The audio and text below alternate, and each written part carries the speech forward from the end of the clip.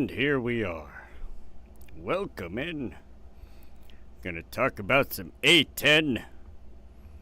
The fucking coolest thing ever created in the history of fucking aeronautic engineering.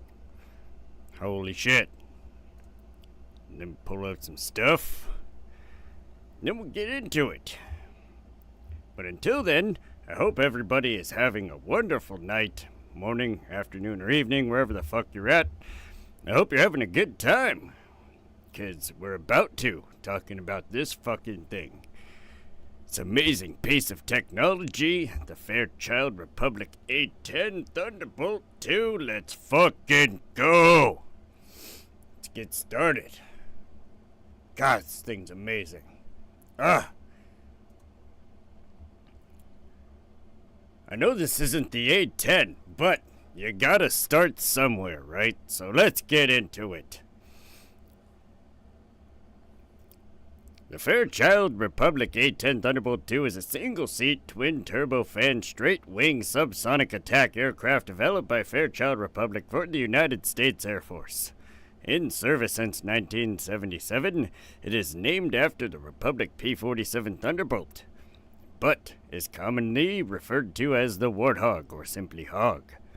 The A-10 was designed to provide close air support to ground troops by attacking enemy armored vehicles, tanks, and other ground forces.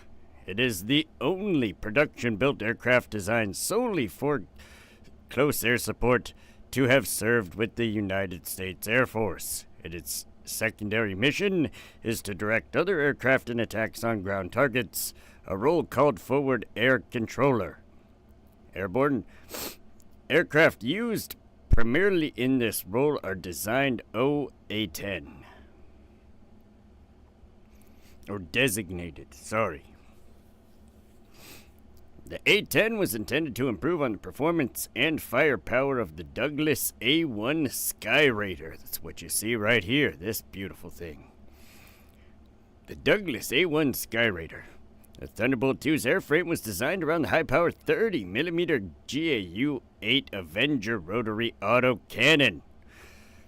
The airframe was designed for durability, with measures such as 1,200 pounds of titanium armor to protect the cockpit and aircraft systems, enabling it to absorb damage and continue flying. Its ability to take off and land from relatively short and or unpaved runways permits operation from airstrips close to the front lines, and its simple design enables maintenance with minimal facilities.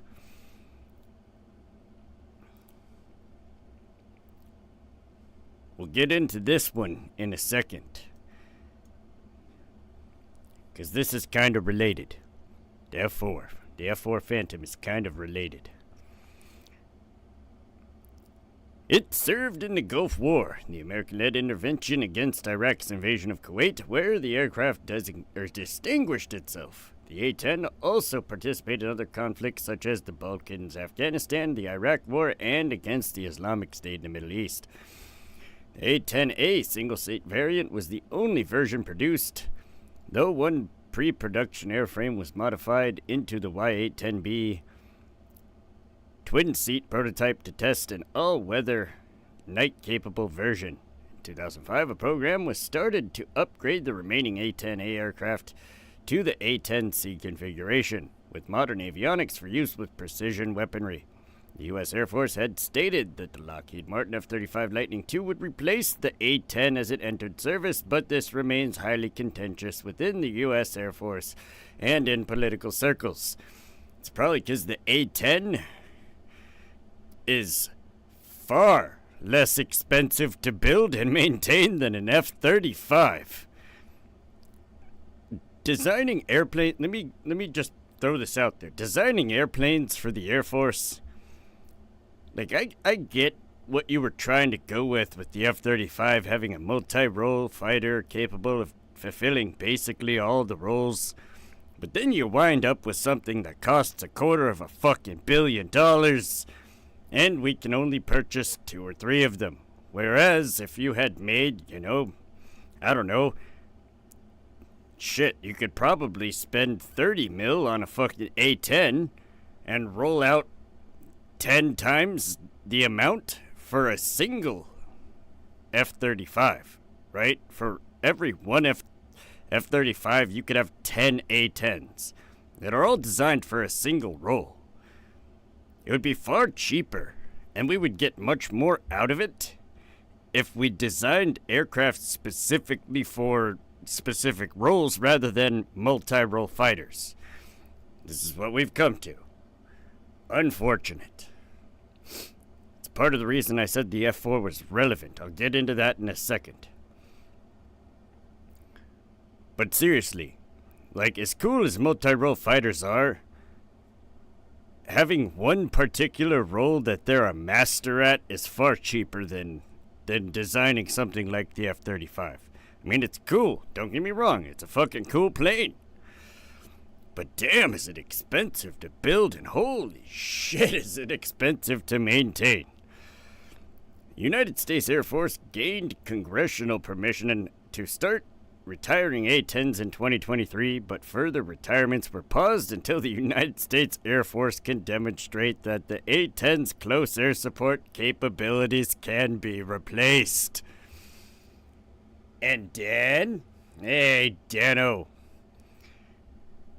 The development of the conventionally armored attack aircraft in the United States stagnated after World War II, as the design efforts for tactical aircraft focused on the delivery of nuclear weapons using high-speed designs such as the McDonnell F-101 Voodoo and the Republic F-105 Thunder Chief. As the United States military entered the Vietnam War, its main ground attack aircraft was the Korean-era Douglas A-1 Sky Raider. This guy right here.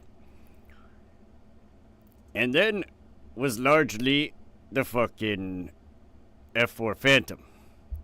A capable aircraft of its era with relatively large payload and long loiter time. Propeller-driven design was relatively slow and vulnerable to ground fire. The United States Air Force and Navy lost 266 A-1s in action in Vietnam, largely from small arms fire.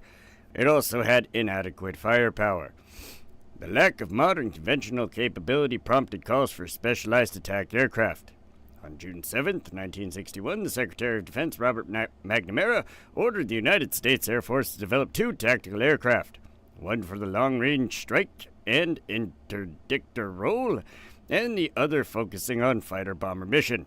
The former was the tactical fighter experimental intended to be common design for the United States Air Force and the United States Navy, which emerged as General Dynamics F-111 Aardvark. While the second was filled by a version of the United States Navy McDonnell Douglas F-4 Phantom II. Yep. Which, unfortunately, as we went over in the Vietnam War, was also subject to small arms fire and wasn't really that fucking efficient. Yeah, they brought him in, and it was like, oh shit. The Vietnamese were like, oh shit, jets. Like, more advanced jets. Fuck, what do we do? But then soon found out that, they were subject to small arms fire. Like, damn. F-4 Phantom. It's not... I don't know. I don't really like it. Sup, drama-free zone? Yep, drama-free zone. Please, don't bring that shit in here. While the Phantom went on to be one of the most successful fighter designs of the 1960s and proved to be a capable fighter-bomber, its short loiter time was a major problem, as was its poor low-speed performance, albeit to lesser extent. Yep, that's also. It was also expensive to buy and operate with a flyaway cost of $2 million. $19.3 million today, and operational costs of over $900 an hour or $9,000 an hour per day today, right? So the F-4 Phantom, not only was it subject to small arms fire, it was fucking expensive to fly. Holy shit! And this is part of the reason I point out the F-35, extremely expensive. This is part of the reason they haven't retired the A-10 yet. It's because they can't. It's too amazing at what it does. Plus, you'd piss off a lot of soldiers that way because they love seeing that motherfucker come in. Holy shit. $9K an hour? Wow, yeah, no kidding. Talk about expensive to operate. Holy shit. After a broad review of its tactical force structure, the United States Air Force decided to adopt low-cost aircraft to supplement the F-4 and F-111.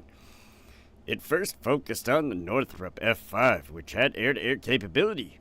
In 1965, cost-effectiveness study shifted the focus from the F-5 to less expensive A-7D variant of the LTV A-7 Corsair II, and the contract was awarded. However, this aircraft doubled in cost with demands for an upgraded engine and new avionics. So the United States Army decided instead that they would stop trying to use jets for close air support, because the Air Force was fumbling around in the dark trying to make fighter jets instead of following orders. During this period, the United States Army had been introducing the Bell UH-1 Iroquois into service. First used as its intended role in transport, it was soon modified in the field to carry more machine guns and what became known as the helicopter gunship role. Yeah, buddy. That's what we have Apaches for. Let's go. This proved effective against the lightly armored enemy, and new gun and rocket pods were added. Soon, the Bell AH-1 Cobra was introduced. This was an attack helicopter armed with long-range BGM-71 TOW missiles able to destroy tanks from outside the range of defensive fire. The helicopter was effective and prompted the United States military to change its defensive strategy in Europe into blunting any Warsaw Pact advance with anti-tank helicopters instead of the tactical nuclear weapons that had been the basis for NATO's battle plans since 1950s. Man, that's why the United States needs to get the fuck out of NATO. They're so wrapped up, NATO is stuck in, the beginning of the Cold War era. That's where they're all mentally stuck. It's like, dude, that shit's old news. In fact, it's almost 100 years old news. Get out of it, bro. The Cobra was a quickly made helicopter based on the UH-1 Iroquois and was introduced in the mid-1960s as an interim design until the United States Army Advanced Aerial Fire Support System program delivered. The Army selected the Lockheed AH-56 Cheyenne. Weird-looking helicopter, but still pretty badass nonetheless. A more capable attack aircraft with greater speed for initial production. Development of the anti-tank helicopter concerned the United States Air Force. In 1966, the U.S. Air Force study of existing close air support capabilities revealed gaps in the escort and fire suppression roles that the Cheyenne could fill. The study concluded that the service should acquire simple, inexpensive, dedicated close air support aircraft at least as capable as the A-1, and that it should develop doctrine, tactics, and procedures for such aircraft to accomplish the missions for which the attack helicopters were provided. Now, on that, right? The only reason that the Air Force was kind of like, oh shit, what do we do? I don't know if Trump will get us out of NATO. Hope he does. Yeah, fucking me too. But it's like, the Air Force at this point, because they didn't have an effective close air support aircraft, were like, dude, we're gonna stop being awarded contracts, and we're gonna lose a lot of money if we don't fucking get that, you know what I mean? Like the Army's gonna start getting all the shit, the Air Force is not. So, the Air Force was kind of pinned into a situation where they had to step their fucking game up. And then you have the AX program. On the 8th of September 1966, General John P. McDonnell, Chief of Staff of the United States Air Force, ordered that a specialized close air support aircraft be designed, developed, and obtained.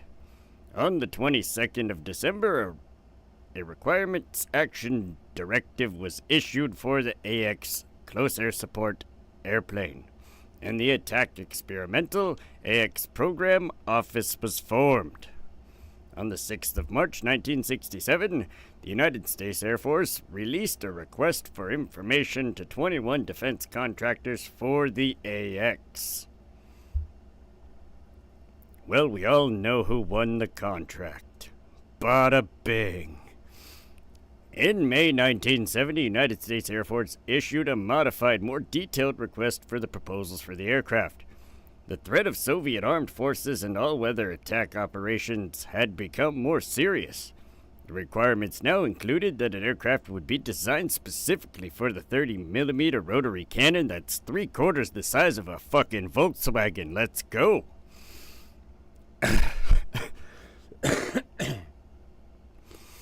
The RFP also specified a maximum speed of 460 miles an hour, takeoff distance of 4,000 feet, load of 16,000 pounds, mission radius, 285-mile mission radius, and a unit cost of US 1.4 million or 11 million today. So it was actually double what I said. 20. You could build basically 20 A-10s for the cost of one F-35. And they're a lot cheaper to maintain, too. Holy shit.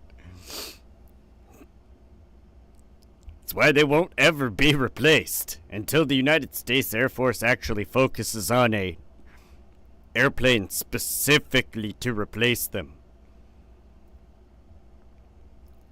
The RFP also, The AX would be the first United States Air Force aircraft designed exclusively for close air support. During this time, a separate RFP was released for the AX 30mm cannon with requirements for a high rate of fire, 4,000 rounds per minute, and a high muzzle velocity. 6 companies submitted proposals with Northrop and Fairchild Republic in Germantown, Maryland. Selected to build prototypes, the YA-9A and the YA-10A respectively.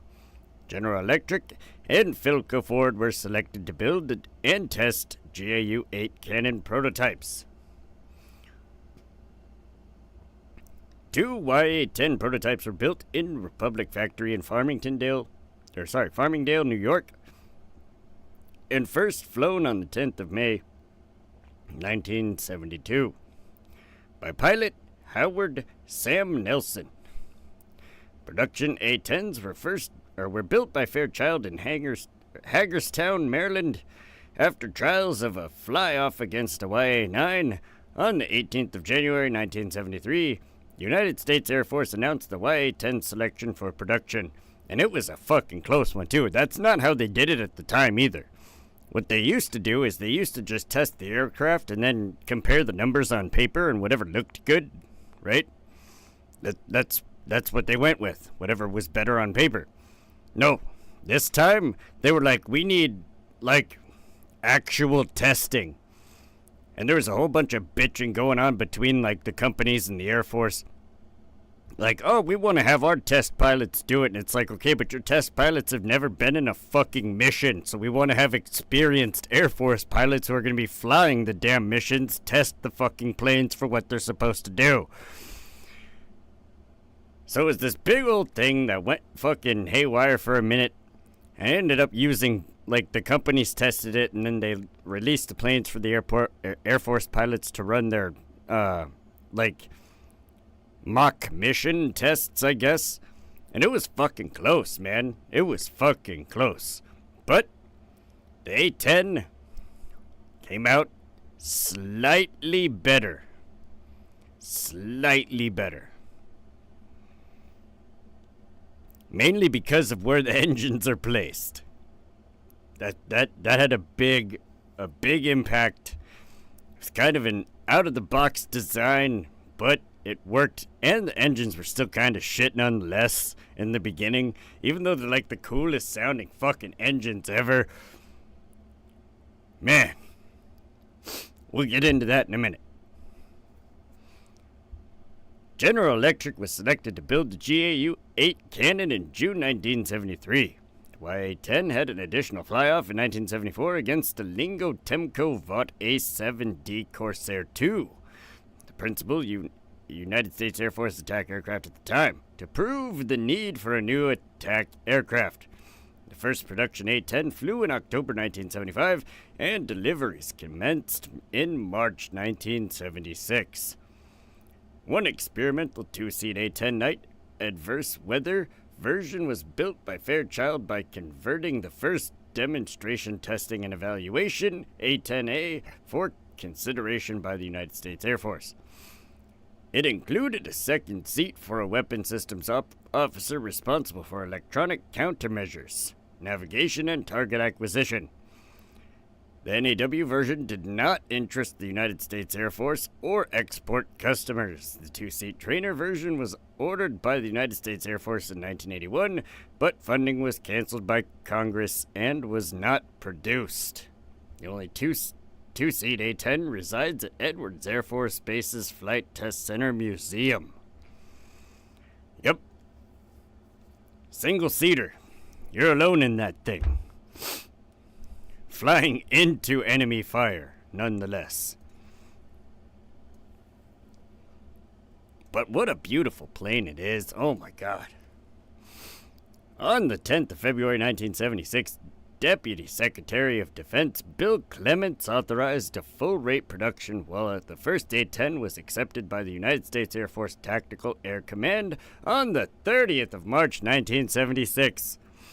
Now, for those of you who always wonder why I'm like, God, the 30th of March, such an amazing day, there's one major reason right there. Bill Clements authorized full-rate production while the first A-10 was accepted by the United States Air Force Tactical Air Command on the 30th of March 1976. Fantastic. Fan-fucking-tastic. Not only that, it's been literally the nicest day of the year every year consistently for like the last 20 years of my life. So, yeah, not complaining. 30th of March. What a fantastic day. All this aviation prattle, I'm telling you, oh my goodness. So much talking about airplanes. Production continued and reached a peak rate of 13 aircraft per month. Damn, that's actually kind of a lot. By 1984, 715 airplanes, including 2 prototypes and 6 development aircraft, had been delivered. Holy shit, we have a lot of A-10s. I didn't realize we had that many. Jesus Christ. When full-rate production was first authorized, the A-10's planned service life was around 6,000 hours. Small design reinforcement was quickly adopted when the initial fatigue testing failed at 80% of testing. The A-10 passed fatigue tests with the fix. 8,000 flight-hour service lives were becoming common at the time, so fatigue testing of the A-10 continued with the new 8,000-hour target. This new target was quickly discovered serious cracks at Wing Station 23, where the outboard portions of the wings are joined to the fuselage. The first production change was to address this problem by adding cold working at Wing Station 23. Soon after, the United States Air Force found that the real-world A-10 fleet fatigue was harsher than estimated, forcing a change to fatigue testing and introduced Spectrum 3 equivalent flight hour testing. When can I buy my ultralight, bro? Well, I gotta move to Arizona first, so it'll be after the first of the year. Then I will be able to start my production, but I have to move. To where the company is actually located. To where I started the company, because I can't be building shit in a different state that has different regulations. It's not how that works. That would be illegal, Dano. And then I wouldn't even. I would have shot myself in the foot and ended my race before it even started. Damn it. This is why the starting gun guy doesn't race. Potential of shooting himself in the foot and ending his race before he even starts. No finish line for him. In fact, you don't even get to pass go or collect the $200. You just fucked. So yes, I'm gonna be doing everything for this company. I have to do like basically picture perfect because a lot of it involves the FAA and they can shut my shit down real fucking quick. If they fucking want to nitpick the shit out of me, they can. So I gotta be like on my game with this specific company. LOL. Yeah. Spectrum 3 fatigue testing started in 1979. This round of testing quickly determined that more drastic reinforcement would be needed. The second change in production, starting with aircraft number 422, was to increase the thickness of the lower skin on the outer wing panels. A tech order was issued to retrofit the thick skin to the whole fleet. But the tech order was rescinded after roughly 242 planes, leaving about 200 planes with the original thin skin. Starting with aircraft number 530, cold working at Wing Station 0 was performed. And this retrofit was performed on earlier aircraft. A fourth, even more drastic change was initiated with aircraft number 582, again to address the problems discovered with Spectrum 3 testing. This change increased the thickness of the lower skin on the center wing panel, but it required modifications to the lower spar caps to accommodate the thicker skin. The United States Air Force found it economically unfeasible to retrofit earlier planes with this modification. Yes, they did. Yes, they fucking did.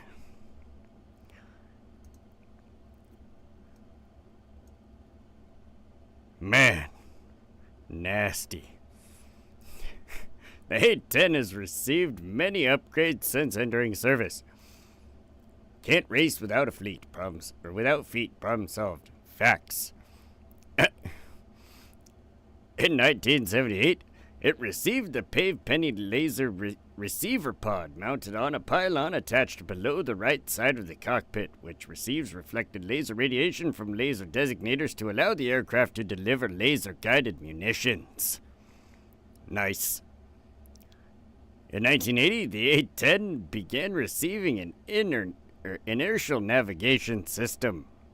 In the early 90s, the A-10 began to receive low-altitude safety and targeting enhancement upgrade, which provided computerized weapon aiming equipment, an autopilot, and ground collision warning system. In 1999, the aircraft began receiving global positioning system navigation systems and a multi-function display. The low-altitude safety target enhancement system was upgraded with an integrated flight and fire control computer. Proposed further upgrades included integrated combat search and rescue locator systems and improved early warning and anti-jam self-protection systems, and the United States Air Force recognized the A-10's engine power was suboptimal and had planned to replace them with more powerful engines since at least 2001 at an estimated cost of $2 billion. Now, the thing with the engines is the smoke from the guns, the gases emitted from firing the guns would fucking kill the engines, would starve the engines of oxygen, and they would die. So what happens every time you pull the trigger in the A-10 is there's a continuous firing mechanism that goes to keep the engines going while you're firing the gun. The same thing happens when you're pulling a high G, like high bank turn.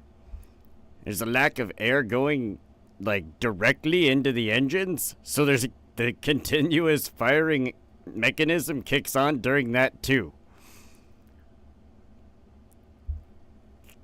Terrible performance to have a gun that kills your engines, but they fixed the problem. It's not an issue, it's not something the pilots really feel or notice, but still equally hilarious to have a gun that powerful that it just kills your engines. In 1987, Grumman Aerospace took over support for the A-10 program. In 1993, Grumman updated the damage tolerance assessment and force structural maintenance plan, the damage threat assessment. Over the next few years, problems with the wing structure fatigue, first noticed in production years earlier, began to come into the fore.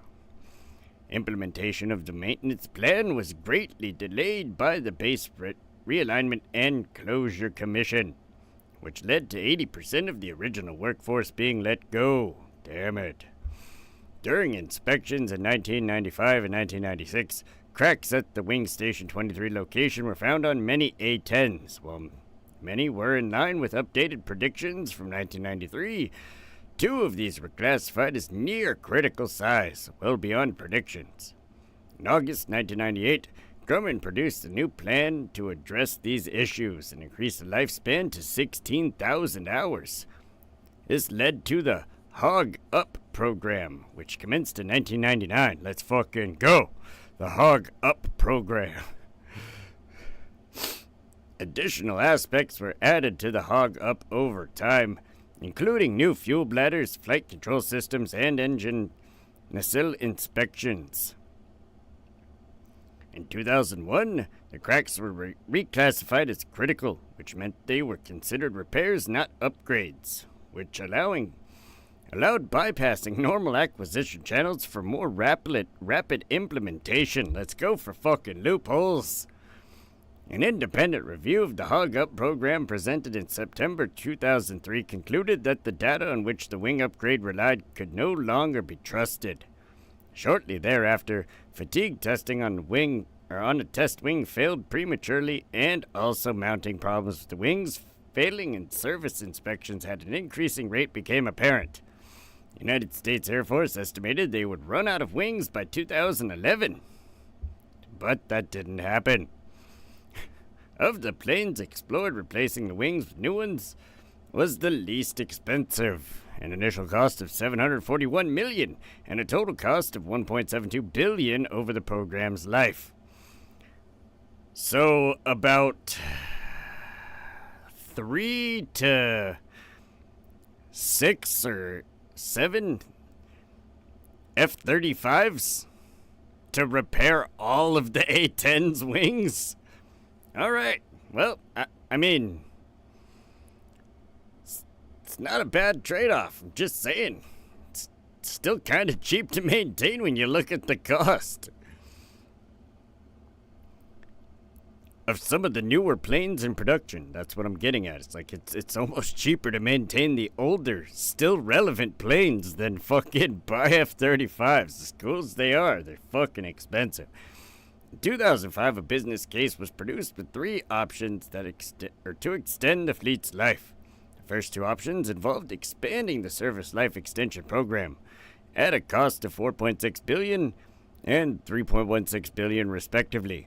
Third option was worth $1.72 billion, was to build 242 new wings and avoid the need to expand the LEP, or Service Life Extension Program. In 2006, option 3 was chosen and Boeing won the contract. Damn it.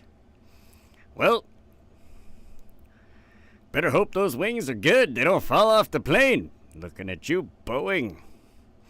The base contract for 117 wings was with options for 125 additional wings. In 2013, the United States Air Force exercised a portion of the option to add 56 wings, putting 173 wings on order with options remaining for 69 additional wings. What the fuck? Why are there odd numbers of wings when there's an even number of fucking wings on the plane? Why are y'all ordering odd numbers of wings? Like, what the fuck? Really pinching on them fucking pennies there, I'm telling you, holy shit. In November 2011, two A-10s flew with the new wings fitted. The new wings improved mission readiness, decreased maintenance costs, and allowed the A-10s to be operated up to 2035 if necessary.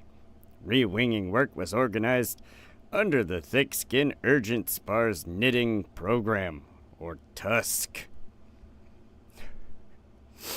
In 2014, as a part of plans to retire the A-10, the United States Air Force considered halting the wing replacement program to save additional $500 million.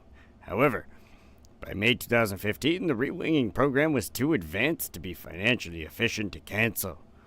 Boeing stated in February 2016 that the A-10 could operate to 2040 with the new Tusk wings. I don't know if I trust that, Boeing. I really don't.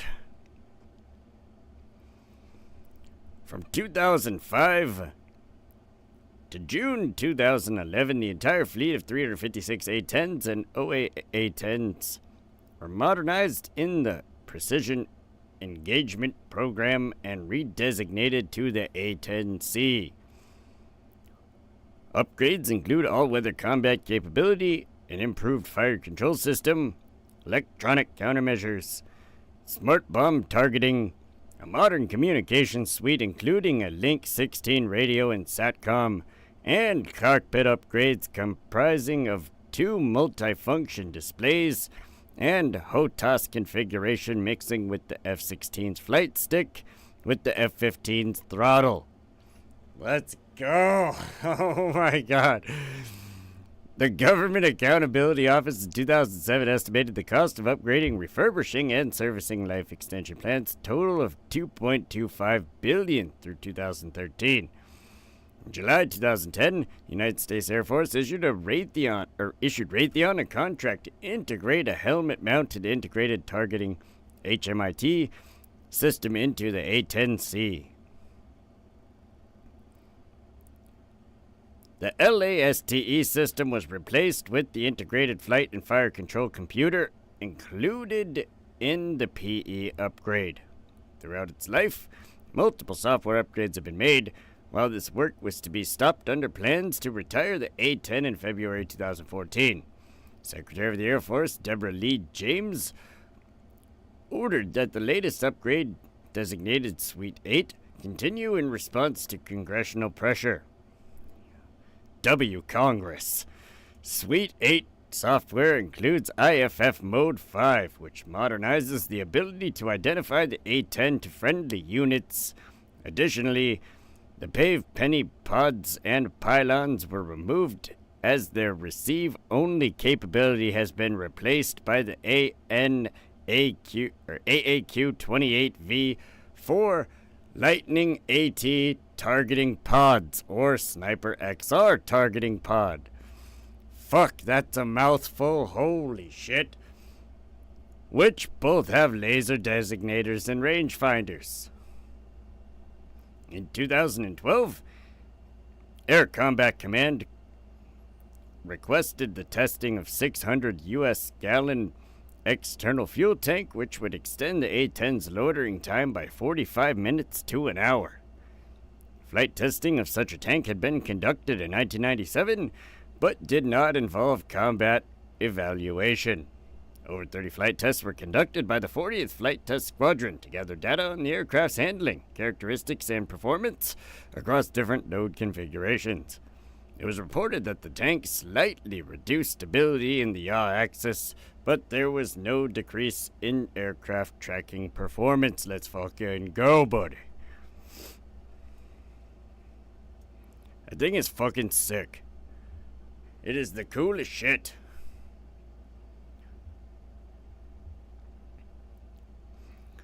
The A-10 has a cantilever low-wing monoplane wing with a wide chord.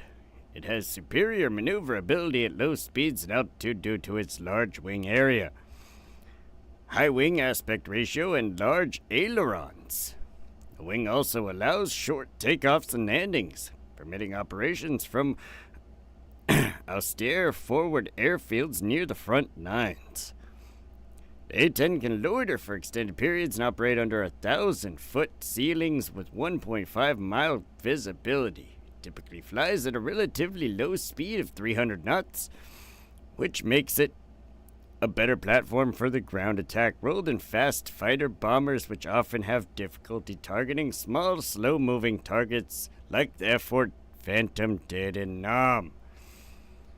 During the Gulf War, the A-10 really fucking lit it off, man. I'm telling you. It definitely proved why you need ground support. Or close air support for ground troops. Sorry. Really fucking proved that shit. The leading edge of the wing has honeycomb structure, panel construction, providing strength with minimal weight. Similar panels cover the flap shrouds, elevators, rudders, and section of the fins. The skin panels are integral with the stringers and are fabricated using computer-controlled machining, reducing production time and cost. Combat experience has shown that this type of panel is more resistant to damage. The skin is not load-bearing, so the damaged skin sections can be easily replaced in the field with makeshift materials if necessary. You could just duct tape that shit. The ailerons are at the far ends of the wings for greater rolling movement and have two distinguishing features. The ailerons are larger than is typical, almost 50% of the wingspan, providing improved control even at slow speeds. The aileron is also split, making it a deceleron. A deceleron. Yeah, that's when instead of it going up or down like this, it opens up like that at the same time. I don't have a picture describing that, so, did the hand thing. Here, I'll do it again. Ready? Normal aileron goes like this. Deceleron goes like this. It opens up to slow the wing down. That's how that works. Making shadow puppets. Oh. The A-10 is designed to be refueled, rearmed, and serviced with minimal equipment. Its simple design enables maintenance at forward bases with limited facilities. An unusual feature is that many of the aircraft's parts are interchangeable between the left and right sides, including the engines, main landing gear, and vertical stabilizers.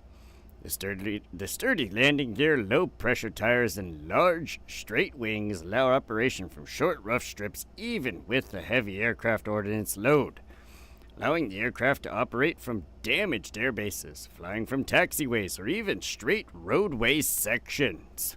Imagine one landing just on the highway. Just A-10. Fuck. The front landing gear is offset to the aircraft's right to allow placement for the 30mm cannon with its firing barrel along the center line of the aircraft. During ground taxi, the offset front landing gear causes the A-10 to have a dissimilar turning radii. Turning to the right on the ground takes less distance than turning to the left. The wheels of the main landing gear particularly protrude from their nacelles when retracted, making gear up belly landings easier to control and less damaging. All landing gears retract forward. If hydraulic power is lost, a combination of gravity and aerodynamic drag can lower and lock the gear in place. Redundancy. Fucking necessary.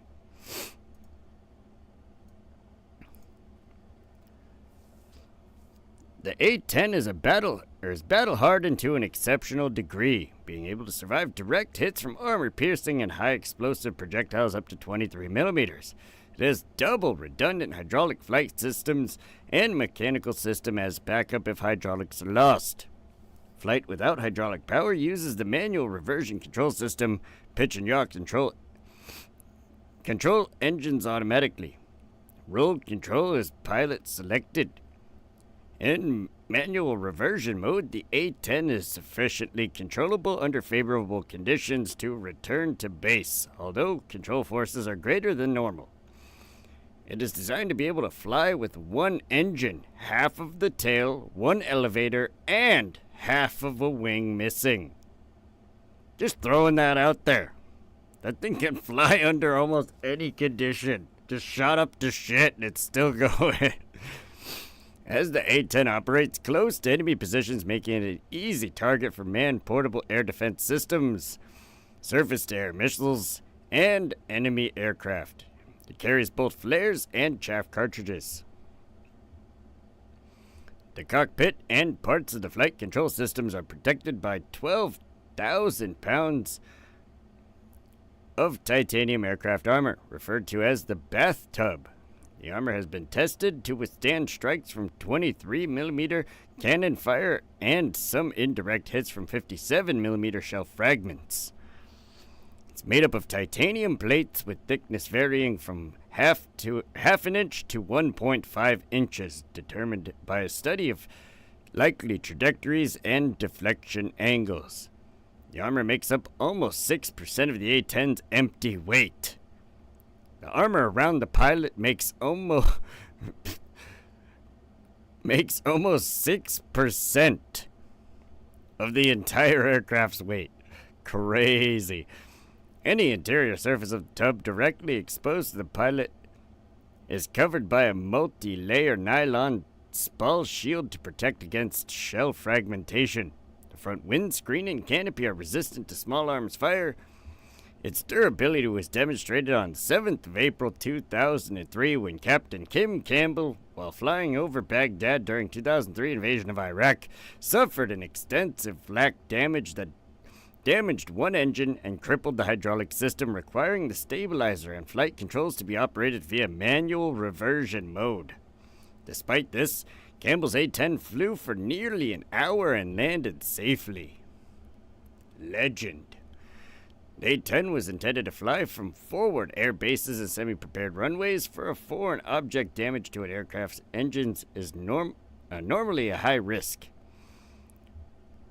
The unusual location of General Electric TF-34G 100 turbofan engines decreases ingestion risk and also allows the engines to run while the aircraft is serviced and rearm by ground crews, reducing turnaround time like a legend. The wings are also mounted closer to the ground, simplifying service and rearming operations. The heavy engines require strong support. 4 bolts connect the engine pylons to the airframe.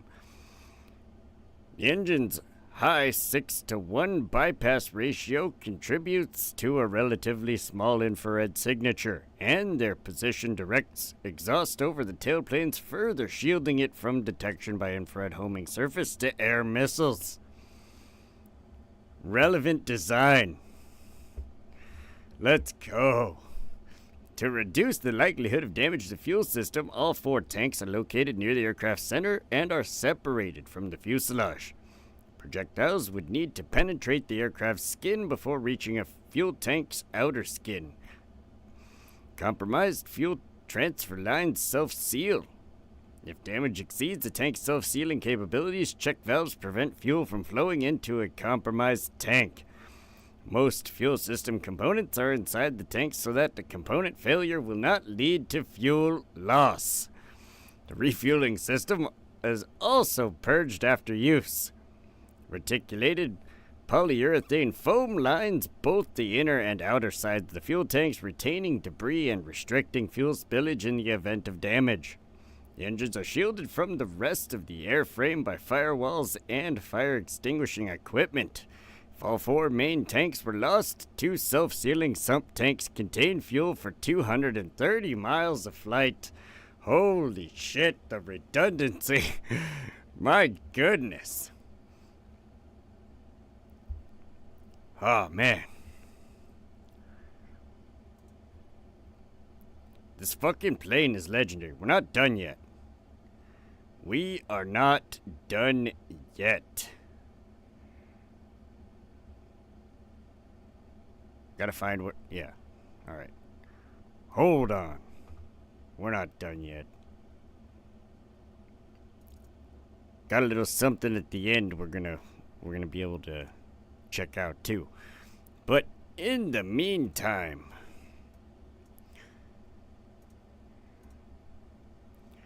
the A-10's primary built-in weapon is the 30 by 173 millimeter GAU 8A Avenger autocannon. One of the most powerful aircraft cannons ever flown. The GAU-8 is hydraulically driven 7-barrel rotary cannon designed for the anti-tank role with a high rate of fire.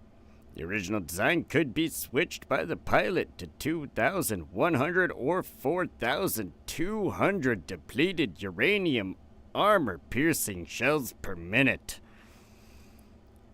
Depleted uranium works a lot like magnesium. It just kind of, like, under pressure, when it hits something, it fucking catches fire, and it burns, and it's a fire you can't put out, so it's just gonna continue to burn. And since they're so hot, those little glowing embers are so hot, if there's fuel anywhere or any kind of oil of any kind, it's gonna combust. It's fucking crazy. Fucking depleted uranium rounds are nuts. This was later changed to a fixed rate of 3,900 rounds per minute. The cannon takes about a half second to spin up to its maximum rate of fire, firing 50 rounds during the first second and 65 or 70 rounds per second thereafter. It is accurate enough to place 80% of the shots within 40 feet diameter circle from 4,000 feet while in flight. The GAU-8 is optimized for a slant range of 4,000 feet with the A-10 in a 30-degree dive. The aircraft's fuselage was designed around the cannon. Yup. They said, build a gun, and we're going to put a plane around it. If that's not the most American thing I've ever heard in my entire life, I don't know what the fuck is.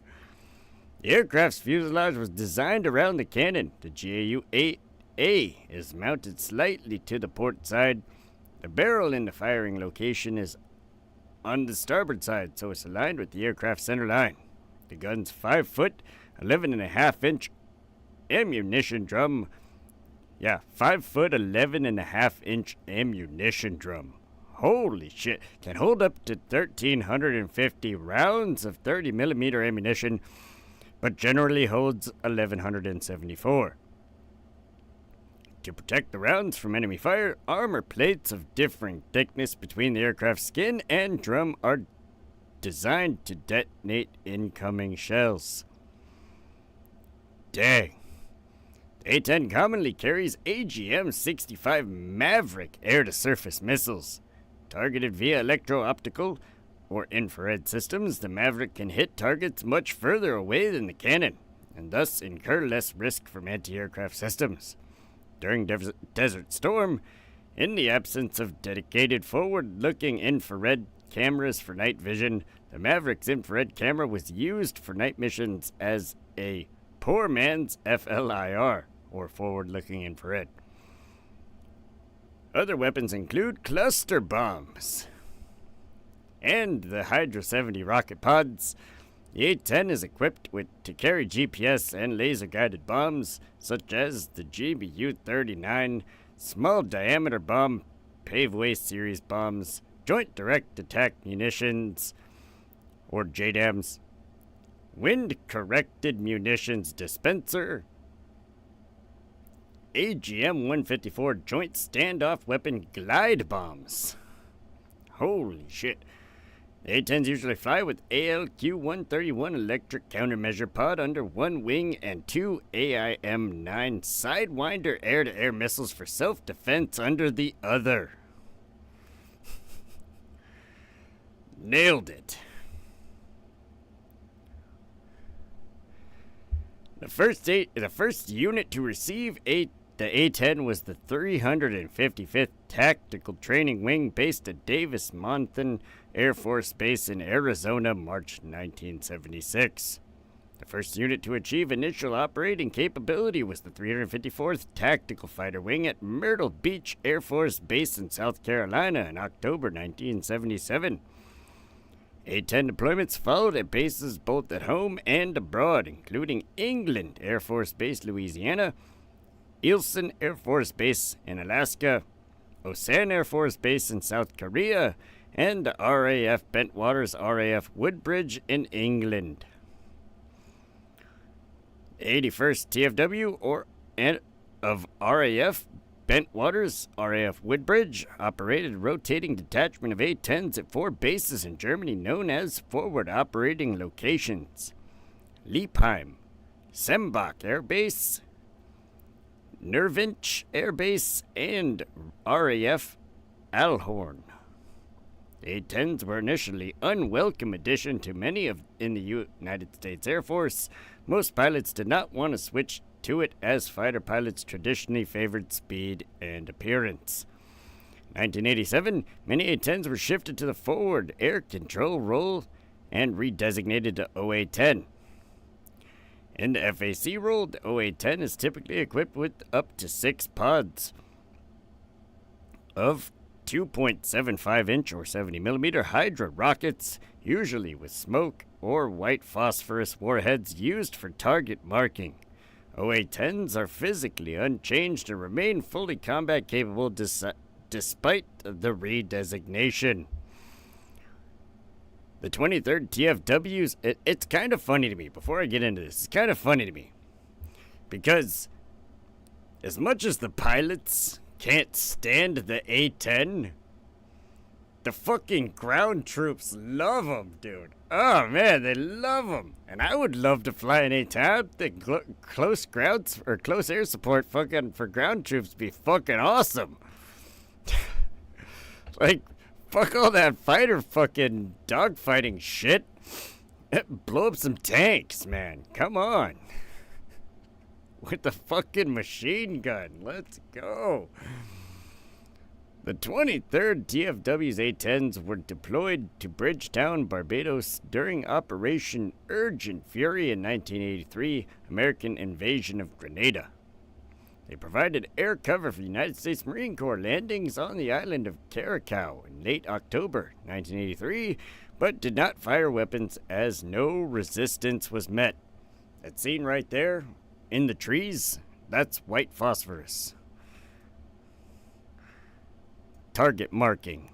That's an example of it, right there. They're in there! They're in those bushes! A-10 was used in combat for the first time during the Gulf War in 1991, with 132 being deployed. A-10 shot down 2 Iraqi helicopters with the GAU-8 cannon. Yes, they used that gun right there to shoot down helicopters. Come on, man. Oh my god. Fuck. The first of these was shot down by Captain Robert Swain over Kuwait on 6th of February 1991 for the A-10's first air-to-air victory. Was against a helicopter. 4 A-10s were shot down during the war by surface-to-air missiles, and 11 A-10s were hit by anti-air artillery rounds. Another 2 battle-damaged A-10s and a OA-10 returned to base and were written off. Some sustained additional damage and crash landings.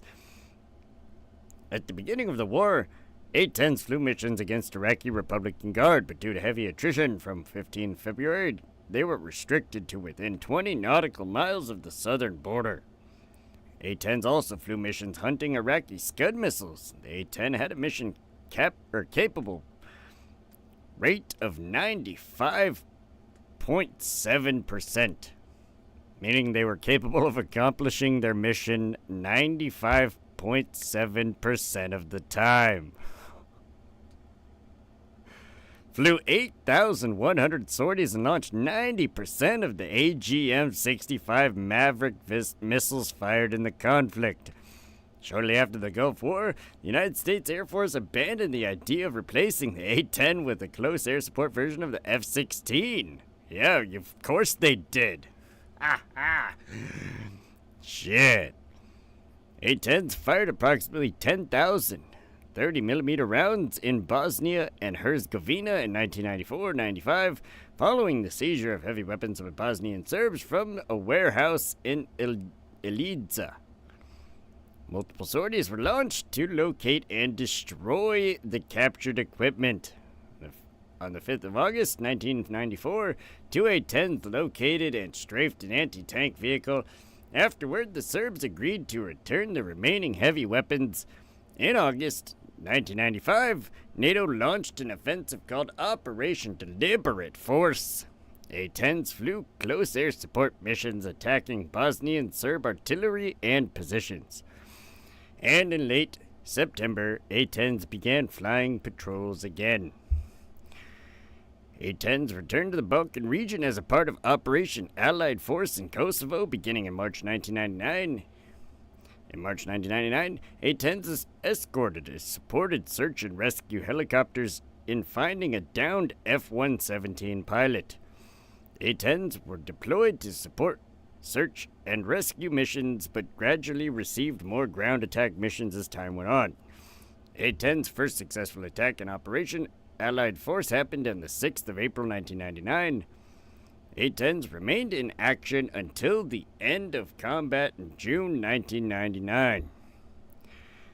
Then, again, during the invasion of 2001 in Afghanistan, didn't initially take part, but, you guessed it, beginning in March 2002, A-10 squadrons deployed to Pakistan at Bagram Air Base. Operation Iraqi Freedom, the 20th of March 2003. In September 2007, the A-10C with the Precision Engagement upgrade reached initial operating capability. The A-10s first deployed to Iraq in 2007 with the 104th Fighter Squadron of the Maryland Air National Guard. And they were used again in Operation Enduring Freedom and Operation Iraqi Freedom.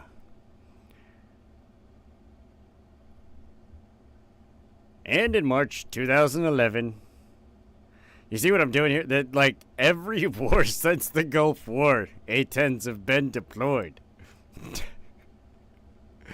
Fucking nuts. Holy shit. What a fantastic airplane. Holy moly. You know, I'm glad we got into that one. Man, what a good time that was. Holy shit. I fucking love the A-10, man. It's my favorite plane. Yeah, it just is. There is nothing better. But check this out. I have a little gift here at the end of the stream. I was trying to push the potential bullshit that I might incur from doing this until the end of the stream, but fuck it. We're gonna do it anyways, because why the hell not?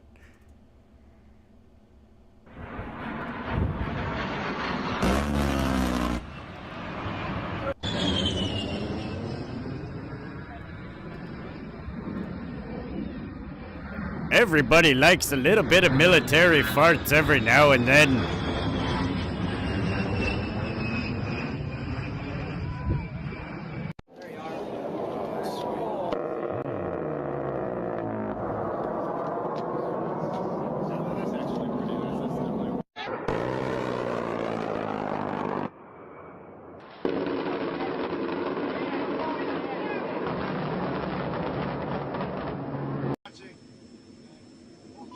Oh my God.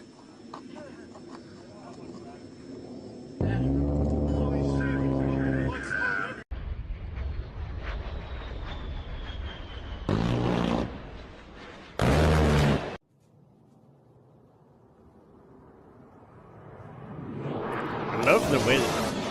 love the way the engine sounds. Ah.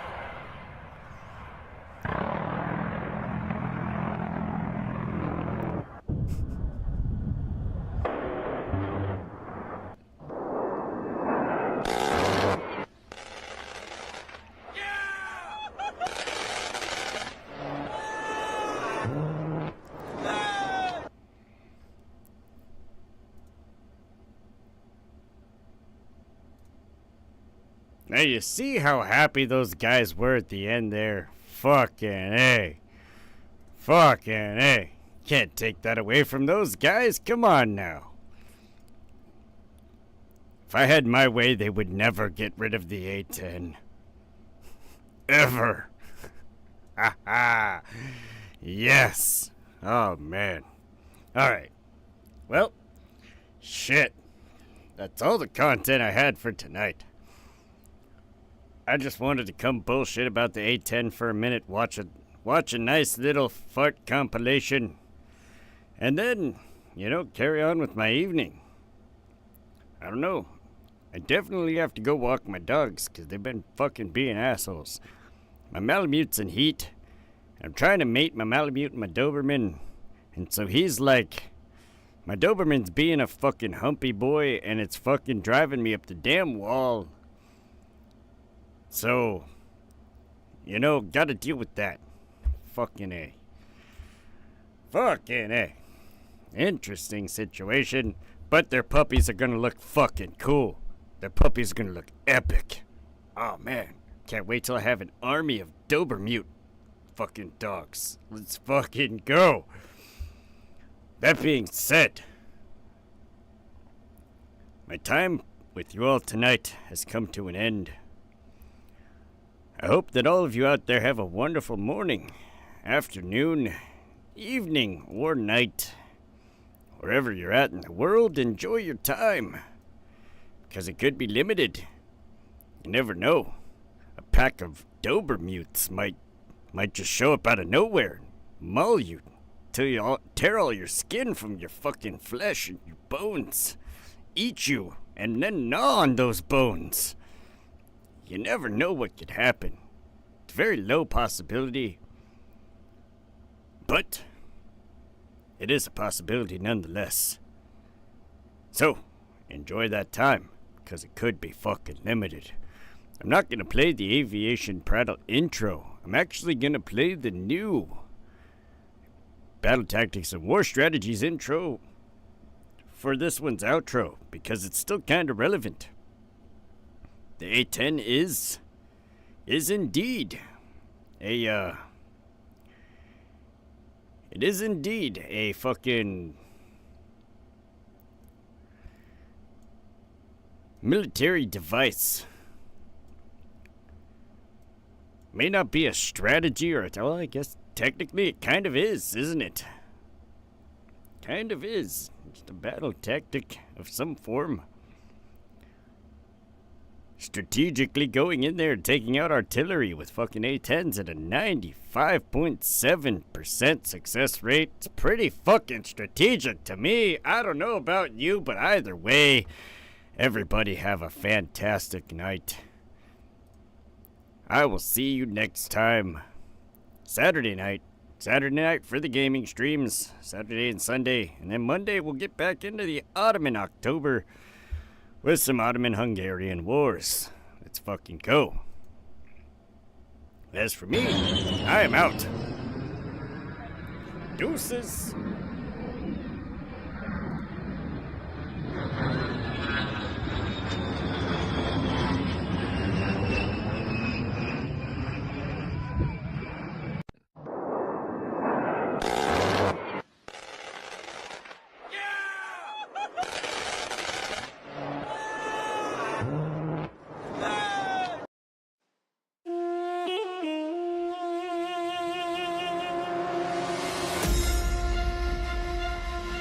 These mortals have awakened the gods of old. We rise from our slumber to reveal our true power. Focus fire.